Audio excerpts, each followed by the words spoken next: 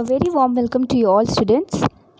Today we are going to study about a new chapter, and that is molecular basis of inheritance. And the topic of discussion today is the structure of the nucleic acids. So let's get started. Nucleic acids are the macromolecules which are present in all living cells.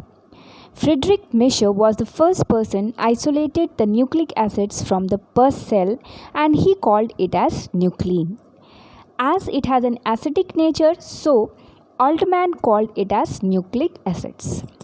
So we all know that nucleic acids are the macromolecules. They are the biomolecules which are having little bit higher molecular weights, and they are a part of all the living cells. Okay. Now, Friedrich Miescher, who was the very first person who found out these nucleic acids while his experiments, and he named it as nuclein. Okay, but the exact term nucleic acid was given much after on the account of the acidic nature of the nucleic acids. Okay, and that was given by Altman. Okay, now we all know that there are two types of nucleic acids which are found in a living cell, and those are number 1 DNA, deoxyribonucleic acid, and number 2 RNA or the ribonucleic acid. Now we'll study in detail about the structure of DNA as well as RNA. So firstly we'll see about the structure of the DNA. So, and what is DNA? So if I ask you that what is DNA, then DNA is basically that genetic material which is present inside all the living organisms, which carries the coded information from one generation to the another. Okay, so that is the basic genetic material, that is the unit of inheritance. Okay. Then the next thing is that in eukaryotic cell, the DNA is found inside the nucleus. We all know that there are two types of cell, prokaryotic and eukaryotic cell. So the eukaryotic cell has a well-defined nuclear membrane, and within the nuclear membrane are present the different types of nuclear materials. Okay. And the chief components are the chromosomes. Fine. So the chromosomes are basically made up of DNA threads and histone proteins. Okay, and overall DNA has a acidic nature. ठीक है, तो chromosome किसका बना हुआ है? Chromosome is formed of the DNA threads, ठीक है, and histone proteins. Then we also know कि DNA जो है वो न्यूक्लियस के अंदर के अलावा it is also found in the mitochondria and the chloroplast. ठीक है, तो mitochondria and chloroplast are the two other organelles which inside which the DNA is present. तो इसलिए इन दोनों ऑर्गेनेलीज को हम सेमी ऑटोनोमस ऑर्गेनेलीज भी कहते हैं. Fine. Okay, now as I told you कि DNA क्या है? DNA is in the form of a thread. ठीक है, it's a thread like structure. तो जो उसकी लेंथ है, जो उसकी लंबाई है DNA थ्रेड्स की, जैसे कि देर इज़ अ पैरामीटर और there is a unit for measuring each and everything. ठीक है, that you all must have studied in the physics. So similarly DNA has also got a unit of measurement, और वो unit क्या है? That is in terms of the nucleotide number or in the terms of base pairs. Okay, कि base pair के number पे जितनी ज़्यादा उनमें न्यूक्लियोटाइड्स होगा या जितनी ज़्यादा उसमें बेस पेयरिंग होगी, उतनी ज़्यादा लंबाई होगी उस पर्टिकुलर DNA की थ्रेड की. Okay, and what is this nucleotide? What is this base pair? We will be discussing right now. Okay. तो for example, some examples are given here. Bacteriophage 174 has a length of 5386 nucleotides. Yeah, we can also say 5386 base pairs long. ठीक है, तो bacteriophage का एक virus है, और इस virus का जो DNA होता है उसकी लंबाई कितनी बड़ी है? इट इज़ इक्वल या it is equivalent to 5386 nucleotides. Okay, yeah, base pair in number. Similarly, bacteriophage lambda is another virus. It is having 48502 base pairs. Okay, it's so 48502 base pairs long. Then human DNA is very important. That is 3.3 into 10 to the power 9 base pairs. In every human cell, the DNA is made up of 3.3 into 10 to the power 9 base pairs. ठीक है, so that is an exclusive number and that you all must know. Okay, now coming on to the structure of the nucleotide or the structure of the nucleic acid rather. ठीक है, तो nucleic acid दो तरह के होते हैं एक cell में, डीएनए और आरएनए. ठीक है, अभी हमने पढ़ा डीएनए जो है that stands for deoxy ribo nucleic acid and RNA stands for ribo nucleic acids. Okay, now the basic thing about both this types of nucleic acid is कि दोनों जो है वो पॉलीमर है किसके, न्यूक्लियोटाइड्स के. पॉलीमर क्या होता है कि that molecule which is made up of the repetition of one particular type of molecule. जैसे कि मोती की माला होती है और उसमें एक स्ट्रिंग में कई सारे बीड्स जो है वो लाइनअप होते हैं. ठीक है, तो वो जितने भी एक लाइनअप जो बीड्स हैं वो क्या कहलाएंगे, वो एक यूनिट है. उन्हीं बीड्स के रिपीटिशन से क्या बनता है, एक कंप्लीट नेकलेस बन रहा है या एक कंप्लीट स्ट्रिंग बन रही है ना. तो वो जो कंप्लीट स्ट्रिंग है वो क्या कहलाएगी, पॉलीमर. पॉली मीन्स मैनी, मर means unit. Okay, and mono means one, मर मीन्स यूनिट. तो मोनोमर, कई सारे मोनोमर्स के रिपीटिशन से एक जो स्ट्रक्चर, लंबा स्ट्रक्चर बनता है उसको हम क्या बोलते हैं, पॉलीमर. ठीक है, उसी तरह से डीएनए या आरएनए जो है वो किससे बना हुआ है, that is formed by the repetition of one unit. और वो यूनिट कौन सी है, दैट यूनिट इज़ न्यूक्लियोटाइड. इसका मतलब कई सारे न्यूक्लियोटाइड्स के मॉलिक्यूल्स जो हैं वो आपस में रिपीट होंगे या लाइनअप होंगे और किसका फॉर्मेशन होगा, एक लंबे से डीएनए थ्रेड का या एक लंबे से आरएनए थ्रेड का. तो इसका मतलब कि the basic unit in DNA and RNA is the nucleotide. Fine. So DNA and RNA is what? It is polynucleotide chain. ठीक है, so what is it? It is a polynucleotide chain.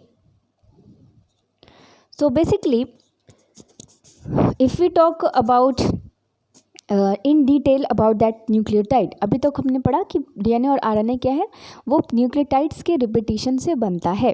That is it is a polymer of nucleotide. अब हम इन nucleotide का structure जानना है.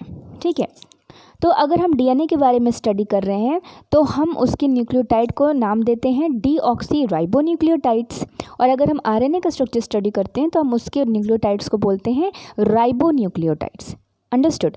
सो deoxy ribo nucleotide is the monomeric unit of the DNA.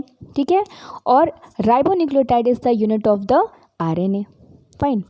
अच्छा, now we are going to study in common कि nucleotide आखिर में बना किसका होता है. ठीक है, हम अभी कह रहे हैं कि न्यूक्लियोटाइड्स के रिपीटिशन से डीएनए और आरएनए बनता है.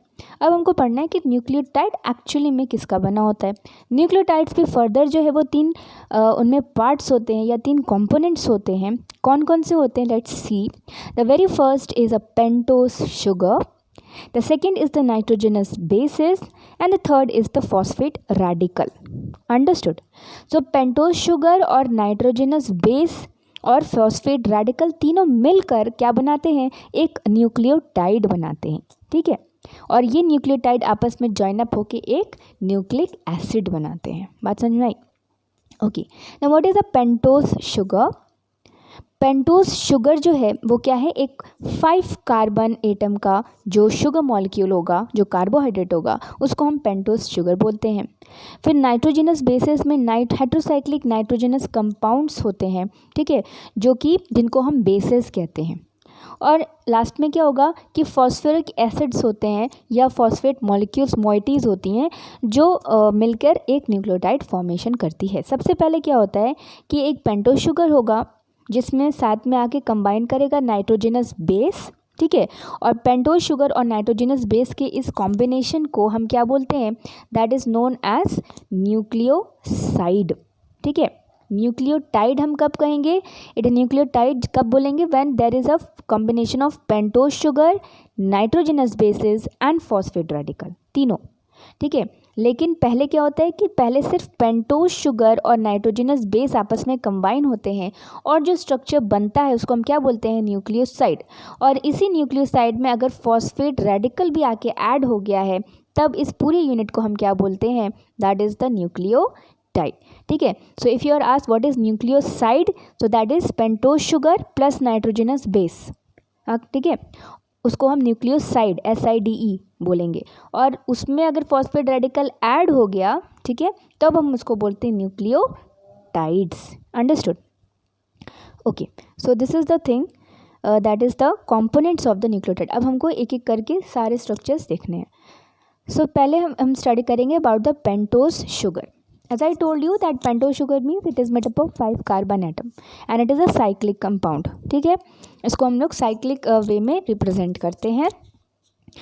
तो राइबो अगर RNA है तो उसमें कौन सा शुगर होगा? राइबोज शुगर होगा। और अगर DNA है तो उसमें कौन सा शुगर होगा? डीऑक्सी राइबोज शुगर होगा। Structure, if you see the structure, so you can see here this structure is representing a 5 carbon atom sugar molecule, ठीक है।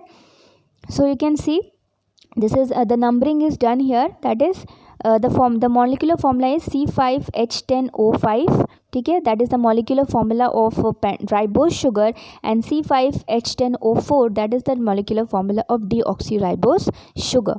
Understood? Then the next thing is you can see the numbering of the molecules given over here. This is carbon number atom starting from here. This is 1, carbon number 1, 2, 3, 4, and this is finally 5. Okay, similarly here also 1, 2, 3, 4 and 5. Understood? सो ऐसे करके इसको numbering देते हैं। अच्छा, अब pentose sugar में ribose sugar और deoxy ribose sugar में क्या डिफरेंस है? तो यहाँ पे हमको मॉलिक्यूलर फॉर्मूला ही दिख रहा है C5H10O5, और यहाँ पे क्या है? C5H10O4 है डीऑक्सी राइबोज में। तो एक्चुअली होता क्या है कि राइबोज शुगर में सेकेंड कार्बन के पोजीशन पे एक ये जो हाइड्रोक्सिल ये ऑक्सीजन है, ठीक है, या जो हाइड्रोक्सिल ग्रुप है वो होता है, बट यहाँ पे जो है डीऑक्सी राइबोज शुगर में हाइड्रोक्सिल ग्रुप नहीं होता है, सिर्फ हाइड्रोजन ग्रुप होता है। मीन्स एक ऑक्सीजन क्या है? मिसिंग है। किसमें? डीऑक्सी राइबोज शुगर में। इसीलिए इसका नाम ही पड़ गया क्या? डीऑक्सी। मीन्स एक ऑक्सीजन नहीं है। डी मीन्स किसी चीज़ में डीएक्टिवेट करना बोलते हैं ना, तो एक्टिवेशन मतलब कंटिन्यू रखना, चालू रखना, एंड डी मतलब बंद कर देना। तो इसी तरह से क्या है कि राइबोज शुगर, तो पहला क्या है कि what is the difference between ribose and deoxy ribose sugar, कि राइबोज शुगर में सेकंड पोजीशन पे एक हाइड्रोक्सिल ग्रुप लगा होता है, लेकिन डीऑक्सी राइबोज शुगर में सेकंड पोजीशन पे क्या होगा? हाइड्रोक्सिल ग्रुप नहीं होती, या एक ऑक्सीजन ग्रुप, ऑक्सीजन मॉलिक्यूल नहीं होगा। इसीलिए मॉलिक्यूलर फॉर्मूला क्या है? राइबोज शुगर का C5H10O5 है, और डीऑक्सी राइबोज शुगर का क्या है? C5H10O4। Understood? So this is the difference. तो DNA होगा तो कौन सा शुगर होगा? डीऑक्सी राइबोज शुगर, और अगर RNA होगा तो राइबोज शुगर, ठीक है। Okay, the next thing is about the nitrogenous bases. Okay, so nitrogenous bases जो होते हैं वो basically as I told you वो हेट्रोसाइक्लिक नाइट्रोजनस कंपाउंड्स होते हैं, और ये दो तरह के हो सकते हैं, प्यूरिन्स एंड पायरिमिडीन्स, ठीक।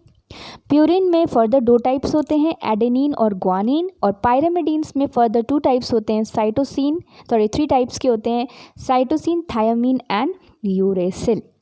जिसमें से थायामीन जो है वो सिर्फ बाकी सारे तो DNA में पाए जाते हैं सिवाय किसके? यूरेसिल के, ठीक है। यानी कि DNA में एडेनिन भी पाया जाएगा, ग्वानिन भी पाया जाएगा, साइटोसिन और थायामीन सारे पाए जाएंगे, सिर्फ क्या नहीं पाया जाएगा? यूरेसिल। और RNA में क्या होगा? एडेनिन, ग्वानिन, साइटोसिन और यूरेसिल पाया जाता है, थाइमीन नहीं पाया जाएगा RNA में, ठीक है। तो ये चीज़ याद रखनी है कि RNA में जो है वो थायामीन जो है वो नहीं होगा, इंस्टेड यूरेसिल होगा, और DNA में क्या होगा? थाइमीन होगा मगर यूरेसिल नहीं होगा, ठीक है। तो ये हो गए purines and pyrimidines. Purines and pyrimidines का अगर हम बेसिक स्ट्रक्चर स्टडी करें तो प्यूरिन्स जो होते हैं वो डबल साइक्लिक कंपाउंड्स होते हैं, और पायरिमिडीन्स जो होते हैं वो सिंगल साइक्लिक कंपाउंड। एक साइकिल दिख रहा है पायरिमिडीन में और 2 दिख रहा है प्यूरिन में, ठीक है। और उनकी नंबरिंग्स जो है, और यहाँ पे नाइट्रोजन एटम्स भी हमको दिख रहे हैं, तो यहाँ पे उनकी जो नंबरिंग्स है वो हम देख सकते हैं कैसे है। That is starting from this nitrogen 1st, 2nd, 3rd, 4th, 5th, 6th, 7th, 8th and then this one is the 9th। ये 9th वाला जो प्यूरिन में नाइट्रोजन एटम है दैट इज़ वेरी इंपॉर्टेंट, क्योंकि इसी से जो है यही नाइट्रोजन जो पॉइंट है 9th वाला, ठीक है, तो यहाँ से ही यही पॉइंट है कि यहाँ से बॉन्डिंग बनती है शुगर से, ठीक है। अभी हमने पढ़ा ना कि शुगर में बेस ऐड होता है, ठीक है। तो ये प्यूरिन जो है इसी 9th पोजीशन से अपने कॉरस्पॉन्डिंग शुगर मॉइटी से ऐड अप होता है। और पायरिमिडीन में क्या है, ये जो फर्स्ट वाला है, ठीक है, इससे ऐड होगा किससे, शुगर मॉलिक्यूल से, वो अभी हम आगे देखते हैं, ठीक है। तो बेसिक स्ट्रक्चर है ये प्यूरिन और पायरिमिडीन का, बेसिक है।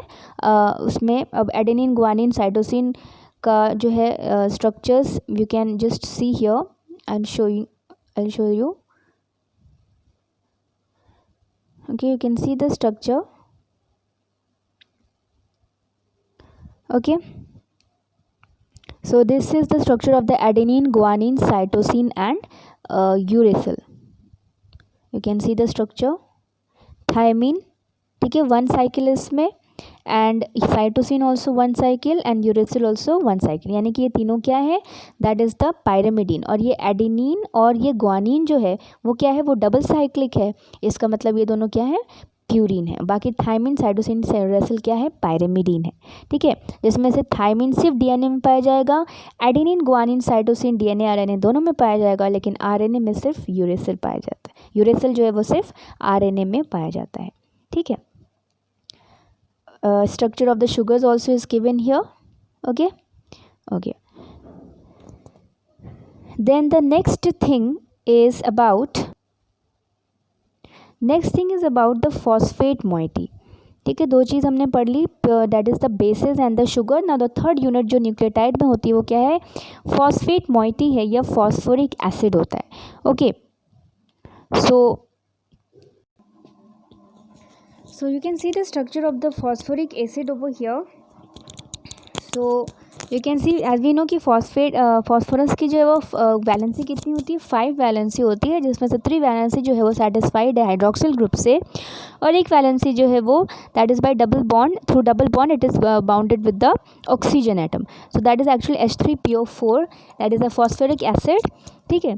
तो बेसिकली 3 चीज़ें हो गई, क्या है, पेंटोज शुगर हो गया, ठीक, नाइट्रोजनस बेसिस हो गए, और फॉस्फोरिक एसिड हो गए। यही तीनों चीज़ आपस में मिलकर जो है एक न्यूक्लियोटाइड बनाती है, ठीक है, ओके।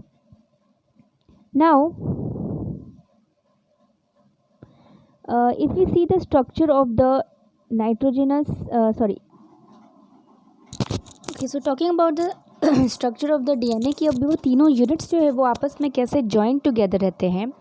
तो सबसे पहले वी शुड नो कि ये स्ट्रक्चर जो है उसका प्रपोजिशन किसने दिया था। So basically Watson, Crick, Wilkins and Franklin, ठीक है, ये चारों साइंटिस्ट थे जिनकी वजह से डीएनए का स्ट्रक्चर जो है वो इतनी वेल स्टैब्लिश्ड हो पाया, ठीक है। सबसे पहले विल्किंस एंड फ्रैंकलिन ने, इन दोनों ने मिलकर जो है वो डीएनए की एक्सरे डिफ्रैक्शन पिक्चर जो है वो तैयार किया था, रिप्रेजेंट किया था, ओके। और उसको क्लियरली डिटेल्ड स्टडी जो है, या उसका एकदम फाइनल जो मॉडल है डबल हेलिक्स मॉडल, उसको दिया था किसने, वाटसन एंड क्रिक ने, ठीक है। सो सबसे पहले x-ray diffraction diagram of the DNA through their studies was given by Wilkins and Franklin, but the double helix model, ठीक है, जो finally double helical model of the DNA, ठीक है, that was given by Watson and Crick. और इनके इस achievement के लिए जो है, इस कॉन्ट्रीब्यूशन के लिए वाटसन, क्रिक और विल्किंस, इन तीनों को जो है वो 1962 में नोबेल प्राइज़ मिला था। बट फ्रैंकलिन को अनफॉर्चुनेटली नहीं मिला था, because by that time she had died, ठीक है, she was a lady scientist, and by that time 1962 she had already died, तो उनको नहीं मिल पाया था Nobel prize. But Watson, Crick and Wilkins, 3 of them got the Nobel prize, ठीक है, for finding out the structure of the DNA, understood, okay. So let's see कि उन्होंने कौन सा स्ट्रक्चर दिया था, कैसा दिया था, ठीक है। तो हमने पढ़ा है कि न्यूक्लियोटाइड्स का बना होता है डीएनए। सब डीएनए का हम स्टडी कर रहे हैं स्ट्रक्चर। तो हमको चाहिए क्या, शुगर चाहिए, बेस चाहिए, और फॉस्फेट मॉलिक्यूल चाहिए। तो this we can see here, सबसे पहले क्या है कि ये एक पेंटोज शुगर है, दैट इज़ डीऑक्सीराइबोस शुगर है, ठीक है। और सबसे पहले डीऑक्सीराइबोस शुगर में एक नाइट्रोजनस बेस आके ऐड होता है। तो अगर मान लो कि this is a nitrogenous base, ठीक है। तो अकॉर्डिंगली क्या है कि सबसे पहले जो है ये एक डीऑक्सीराइबोज शुगर है और क्या है, एक नाइट्रोजनस बेस है, ठीक है। तो सपोज़ करो कि ये एक पायरिमिडीन बेस हमने लिया है और ये हमने डीऑक्सीराइबोज शुगर लिया है, ठीक है। तो अब क्या होता है, बेसिकली आई टोल्ड यू कि जो ये पायरिमिडीन का ये फर्स्ट नाइट्रोजन है ये वाला, ठीक है। तो इससे क्या होता है, इस पे एक हाइड्रोजन लगा होता है, ओके। और यहाँ पे ये जो डीऑक्सीराइबोज शुगर है उसका जो फर्स्ट कार्बन का हाइड्रोक्सिल ग्रुप है, ठीक है। तो इसी में इसी के फर्स्ट कार्बन में और ये एन में जो है वो बॉन्डिंग होती है, ठीक है। बॉन्ड होता है, एक बॉन्ड बनता है और उस बॉन्ड को हम क्या बोलते हैं, एन ग्लाइकोसिडिक बॉन्ड, ठीक है। और वो बॉन्ड कैसे बनता है, that is by the elimination of one water molecule, ठीक है। यहाँ पे एक वाटर मॉलिक्यूल बन रहा है, हमको दिखाई पड़ रहा है, ठीक है। तो by the elimination of one water molecule एक बॉन्ड बनता है between the deoxyribose sugar and the nitrogenous base, जिसको हम क्या बोलते हैं, एन ग्लाइकोसिडिक बॉन्ड। इसी तरह से अगर ये पायरिमिडीन था, अगर प्यूरिन होता तो नाइन्थ वाले नाइट्रोजन एटम से जो है वो 9th पोजीशन से पेंटोज शुगर में ये ऐड होता, ठीक है। तो यहाँ पे क्या हो गया कि सबसे पहले एक शुगर था और ये बेस है, ये दोनों आपस में कंबाइन किए हैं, बॉन्ड बनाए हैं, जिसको हम एन इसीलिए यहाँ पे एन लिखा जाता है बिकॉज ये नाइट्रोजन एटम से कंबाइन हो रहा है, ठीक है। तो उसको रिप्रेजेंट करने के लिए एन ग्लाइकोसिडिक बॉन्ड ये बन गया। तो अब क्या बन गया, न्यूक्लियोसाइड बन गया, है ना, क्योंकि एक शुगर हो गया और एक बेस हो गया, दोनों मिलके एक न्यूक्लियोसाइड बन गया। अब हमको पता है कि न्यूक्लियोसाइड में एक फॉस्फेट ग्रुप भी ऐड हो जाएगा, तब हम उसको कंप्लीटली न्यूक्लियोटाइड कहते हैं, ठीक है। तो अब क्या होगा कि यहाँ पे ये कार्बन नंबर 5 है, ठीक है। दिस इज़ कार्बन नंबर 5, ठीक है। यहाँ से नंबरिंग होती है, तो ये कार्बन नंबर 1 था, 2, 3, 4 and then this one is the 5th one. तो 5th वाला जो कार्बन है उसका एक हाइड्रोक्सिल ग्रुप, ठीक है, उसके पास एक हाइड्रोक्सिल ग्रुप होता है और फॉस्फेट में जो फॉस्फेट का ये हाइड्रोक्सिल ग्रुप है, इसी के बीच यहाँ पे एक बॉन्डिंग होता है with the liberation of water here also. एक वाटर मॉलिक्यूल यहाँ पे लिबरेट होगा और फिर जो बॉन्ड बनता है उस बॉन्ड को हम क्या बोलते हैं, फॉस्फोएस्टर बॉन्ड, ठीक है। फॉस्फोएस्टर बॉन्ड बोलते हैं। क्यों ईस्टर बॉन्ड बोलते हैं, क्योंकि यहाँ पे जो है ये क्या है, CH2OH क्या है, ये अल्कोहल है, ठीक है। और ये भी क्या है, that is an phosphoric acid, ये एसिड है। तो हमको पता है जब एसिड और अल्कोहल आपस में रिएक्ट करते हैं तो एक मॉलिक्यूल वाटर लिबरेट होता है और रिजल्ट क्या बनता है, एक ईस्टर बनता है, ठीक है। तो यहाँ पर भी क्या है कि एक फॉस्फेट मॉइटी जो है वो जब शुगर से ऐड हो रही है तो वो किस बॉन्ड से ऐड हो रही है, with the help of phosphoester bond. तो दो बॉन्डिंग हमने यहाँ पे देख ली। जब शुगर में बेस ऐड होता है तो उस बॉन्ड को हम एन ग्लाइकोसिडिक बॉन्ड कहते हैं। और वो कहाँ होता है, फर्स्ट कार्बन से होता है, ठीक है। फर्स्ट कार्बन से बेस में के फर्स्ट प्यूरिन है तो जो है उसके 9th पोजीशन से, ठीक है, और नाइट्रोजन पोजीशन से, और अगर पायरिमिडीन है तो फर्स्ट वाले से, ठीक है। तो उस बॉन्ड को हम क्या बोलते हैं, एन ग्लाइकोसिडिक बॉन्ड। उसी तरह से 5th कार्बन के हाइड्रोक्सिल ग्रुप में और फॉस्फेट ग्रुप से जो बॉन्डिंग बनेगी उसको हम क्या बोलते हैं, फॉस्फोएस्टर बॉन्ड। तो ये पूरा यूनिट क्या कहलाया, न्यूक्लियोसाइड। और जब इसमें ये भी ऐड हो गया तो ये तीनों मिलके अब क्या बन गए, एक कंप्लीट न्यूक्लियोटाइड, ठीक। तो अब क्या होगा कि एक न्यूक्लियोटाइड का फॉर्मेशन हो गया, ओके। अब क्या करना है, अब हमको कई सारे, अब हमने पढ़ा है कि it is a combination of या repetition of different, it is a polynucleotide chain. अब क्या होगा कि ऐसे ही कई सारे न्यूक्लियोटाइड एक दूसरे के ऊपर ऐड होते चले जाएंगे और एक लंबी सी थ्रेड बन जाती है डीएनए की, ठीक है, ओके। सो लेट्स सी। तो अब क्या होगा कि एक न्यूक्लियोटाइड का फॉर्मेशन तो हो गया, ठीक है। अब क्या होगा कि सपोज कि ऐसे हमने ये पहले हम ये स्ट्रक्चर देखिए आप, ठीक है, जस्ट इग्नोर दिस पार्ट, इसको इग्नोर करते हैं अभी हम लोग, ठीक है। पहले हम ये पार्ट देखते हैं, ठीक है। तो यहाँ पे हम देख सकते हैं कि ये एक पहला न्यूक्लियोटाइड है, ये दूसरा न्यूक्लियोटाइड है, तीसरा न्यूक्लियोटाइड है, चौथा न्यूक्लियोटाइड है, ठीक है। 4 nucleotides I have drawn over here, ठीक है। और सब आपस में कैसे जुड़े हैं, एक के ऊपर एक, दे आर पाइल्ड ऑन, ठीक है। तो when many nucleotides are joined together they form a polynucleotide chain. तो अभी तक हमने पढ़ा कि एन ग्लाइकोसिडिक बॉन्ड जो है और फॉस्फोएस्टर बॉन्ड जो है वो न्यूक्लियोटाइड बनाता है। और दो न्यूक्लियोटाइड आपस में कैसे जुड़े होंगे, ये एक न्यूक्लियोटाइड है, ठीक है, this is one complete nucleotide और ये दूसरा न्यूक्लियोटाइड है, ठीक है। इसी तरह से ये नीचे तीसरा न्यूक्लियोटाइड है। ये न्यूक्लियोटाइड आपस में कैसे जुड़े होंगे, किस बॉन्ड से जुड़े होंगे, that we have to study.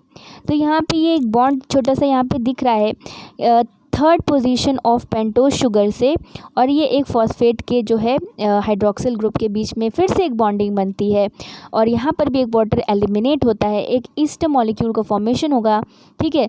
तो इस बॉन्ड को अब हम क्या बोलेंगे, फॉस्फोडाईईस्टर बॉन्ड, क्योंकि ये दो न्यूक्लियोटाइड्स को जोड़ रहा है इसलिए हम इस बॉन्ड को क्या बोलते हैं, फॉस्फोडाईईस्टर बॉन्ड, ठीक है। ये वाला जो बॉन्ड था जो शुगर और फॉस्फेट के बीच में था उसको हम क्या बोलते हैं, फॉस्फोईस्टर बॉन्ड।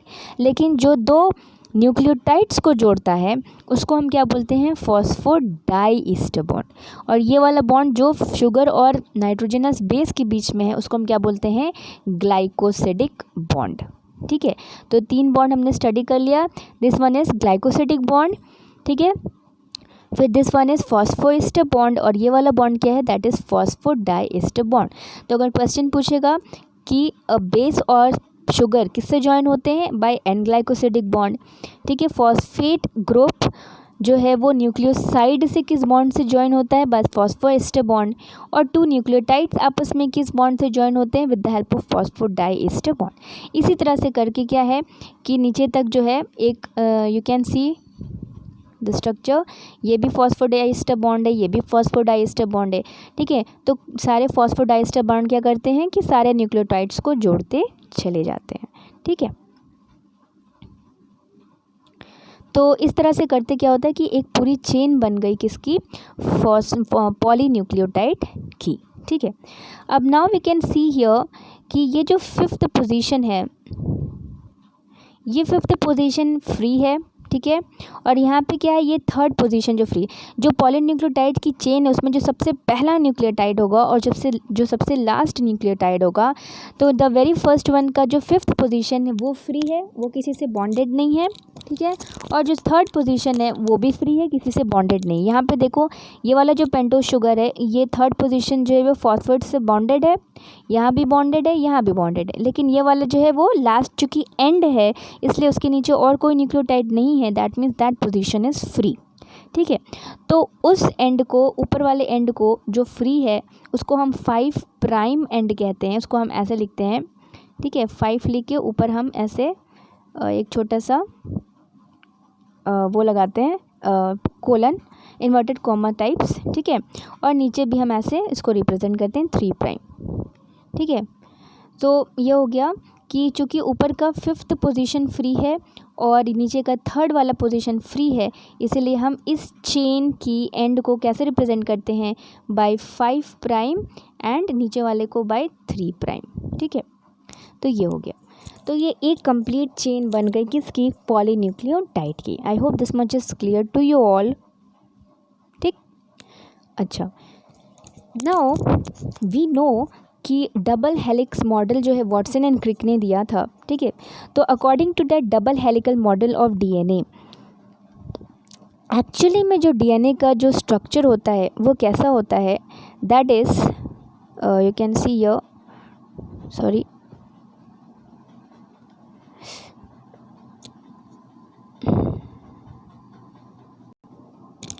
वो कुछ इस तरह से होती है। यू कैन सी कि दो स्ट्रैंड्स है किसके, डीएनए थ्रेड्स के 2 स्ट्रैंड्स है और दोनों आपस में कैसे है, हेलिकली वाउंड है।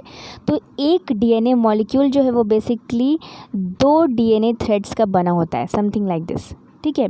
तो इसीलिए, और दोनों स्ट्रैंड्स आपस में कैसे हैं, दोनों स्ट्रैंड्स जो है वो हेलिकली वाउंड है, ठीक है, एक हेलिक्स फॉर्म कर रहे हैं, इसलिए हम इसके मॉडल को क्या बोलते हैं, double helical model of DNA which was proposed by Watson and Crick, ठीक है।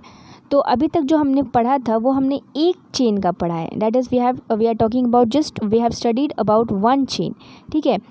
मान लो कि एक चेन के बारे में हमने पढ़ा है। अब क्या है वी हैव टू स्टडी कि ये दूसरा वाला चेन जो है वो कैसे पहले वाले चेन से लिंक्ड होता है। ठीक है, समझ में आई बात। अभी तक हम क्या पढ़ रहे थे कि ये जो पॉलीन्यूक्लियोटाइड चेन पढ़ रहे थे हम, वो एक चेन बना, ठीक उसी तरह से एक दूसरी चेन भी होगी बगल में ही उसके, और दोनों आपस में जॉइंड होंगे, और वो जॉइनिंग ऐसी होती है कि फाइनल जो स्ट्रक्चर होगा इन दो डीएनए थ्रेड्स का, ठीक है, न्यूक्लियोटाइड चेन्स का, वो कुछ इस तरह से होगा, हेलिकली वाउंड होगा। और ऐसा क्यों है, सो दैट विल स्टडी। तो बेसिकली क्या होता है कि एक स्ट्रक्चर, एक स्ट्रैंड जो हमने पढ़ा है, सपोज कि उसका एंड हमने बताया कि वो कैसा है, that is from 5 prime to 3 prime direction, isn't it. पहला थ्रेड जो था वो 5 प्राइम से 3 प्राइम डायरेक्शन था।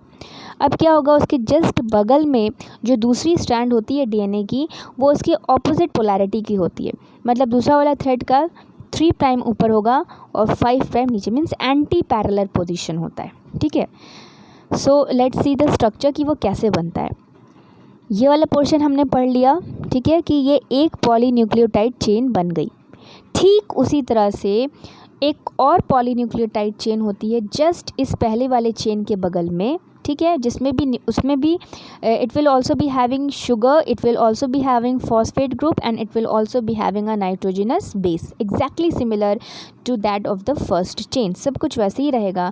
डिफरेंस कहाँ होगा कि ये जो पहली वाली चेन है उसकी पोलैरिटी अगर 5 प्राइम से 3 प्राइम है, तो दूसरी वाले की पोलैरिटी क्या होगी, 3 प्राइम टू 5 प्राइम होगी। ठीक है, जस्ट ऑपोजिट पोलैरिटी, इसको हम एंटी पैरेलल बोलते हैं। ठीक है, एक अगर ऐसे इस डायरेक्शन में है तो दूसरी वाली कैसे होगी, इस डायरेक्शन में होगी। ठीक, तो पहली चेन हो गई है।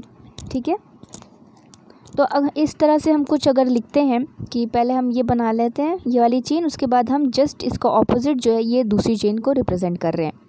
ठीक है, अब सपोज़ कि हमने यहाँ पे ये फॉस्फेट ग्रुप हो गया, ठीक है, ये फॉस्फोइस्टर बॉन्ड हो गया, ये फॉस्फोडाइस्टर बॉन्ड हो गया, और ये ग्लाइकोसिटिक बॉन्डिंग हो गया। ठीक है, अच्छा, अब क्या होता है, ये जो पहला स्ट्रैंड है that is complementary to the another strand. Complementary का मतलब क्या होता है कि पहले जो स्ट्रैंड है न्यूक्लियोटाइड, पॉलीन्यूक्लियोटाइड स्ट्रैंड, ठीक है, तो उसमें जो नाइट्रोजनस बेस लगा होगा, बाकी ये सब तो ये दोनों चीज़ें इसमें भी सेम होंगी एग्जैक्टली, बस पोजीशन उल्टा होगा। लेकिन जो इस दूसरा वाला स्ट्रैंड है उसका जो नाइट्रोजनस बेसिस होगा, ठीक है, वो पहले वाले नाइट्रोजनस बेस का कॉम्प्लीमेंट्री होगा। कॉम्प्लीमेंट्री का मतलब क्या होता है कि एक साइंटिस्ट थे, हिज नेम वॉज शारगाफ। ठीक है, the name of the scientist was Chargaff.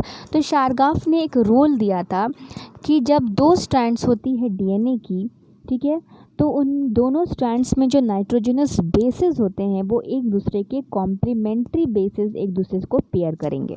ठीक है, अगर मान लो कि ये एडेनिन है, तो एडेनिन जो है वो हमेशा, उन्होंने रूल दे दिया कि एडेनिन जो है वो हमेशा थायमीन के साथ पेयर करता है, और ग्वानिन जो है वो हमेशा साइटोसिन के साथ पेयर करता है। He found that in a particular DNA segment, ठीक है, 2 डीएनए का जो थ्रेड्स होता है उसमें मोस्टली जो है एडेनिन जो है वो डीएनए में थायमीन के साथ पेयरिंग करता है, और ग्वानिन जो है वो हमेशा साइटोसिन के साथ पेयरिंग करेगा।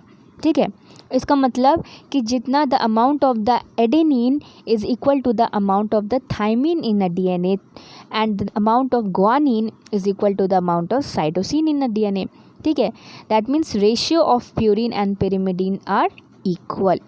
ठीक है, तो इसको हम शारगाफ रूल बोलते हैं कि चूँकि एडेनिन हमेशा थायमीन के साथ पेयरिंग करता है और ग्वानिन हमेशा साइटोसिन के साथ पेयरिंग करेगा। ठीक है, दोनों, साइटोसिन ग्वानिन का कॉम्प्लीमेंट्री है, ग्वानिन साइटोसिन का कॉम्प्लीमेंट्री है, एडेनिन थायमीन का कॉम्प्लीमेंट्री है, और थायमीन एडेनिन का कॉम्प्लीमेंट्री है। Means the amount of the percentage of cytosine in DNA is equal to the percentage of guanine, percentage of adenine is equal to percentage of thymine। तो इसको हम बोलते हैं शारगाफ रूल। ठीक है, अब शारगाफ रूल को अप्लाई करते हुए एडेनिन अगर पहले वाले न्यूक्लियोटाइड में है, अगर एक चेन का न्यूक्लियोटाइड, एक पॉलीन्यूक्लियोटाइड का हमको नाइट्रोजनस बेस पता है, तो हम उसका कॉम्प्लीमेंट्री दूसरा बेस खुद पर खुद बता सकते हैं। ठीक है, तो अगर पहले में एडेनिन है तो उसका कॉम्प्लीमेंट्री क्या होगा, adenine will always pair with thymine. Cytosine है तो cytosine will always pair with guanine. Thymine है it will pair with adenine. Guanine है तो that will be pairing with the cytosine. ठीक है, so if you are knowing the nitrogenous bases of one pair, one chain, we will be able to tell the nitrogenous base of the another chain because the pairing is complementary in the given DNA threads. ठीक है, so this is how two polynucleotide chains are there in a DNA molecule. ठीक है, तो DNA में दो threads होंगी या दो चेन्स होती है पॉलीन्यूक्लियोटाइड की। ठीक है, so and this is how they are paired up. So this was it. In our next video we'll be talking about the helical model more in detail. So this is it. Thank you.